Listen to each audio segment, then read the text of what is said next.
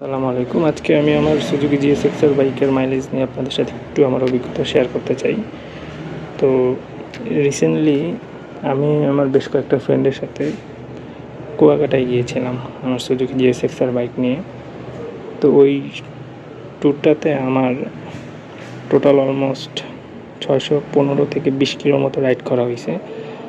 যে আমার মিটারটা দেখলে আপনারা বুঝতে পারবেন, দেখাচ্ছি যে আমার টোটাল ট্যুরের রাইড করেছি আমি 615.8 কিলোমিটার, এবং এইখানে আমি এই 615.8 কিলোমিটারে আমি মাইলেজ পেয়েছি আপনার প্রতি 100 কিলোমিটারের জন্য 2.1 লিটার করে আমার অকটেন লেগেছে।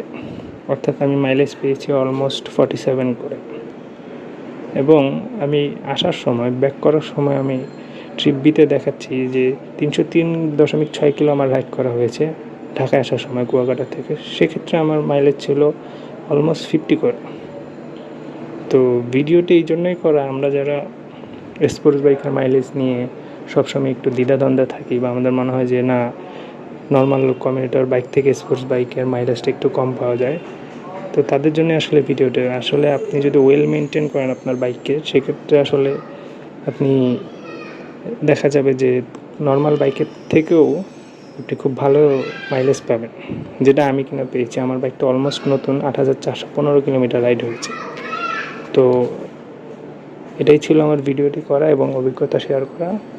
ইনশাল্লাহ আবার নেক্সট কোনো ভিডিওতে আপনাদের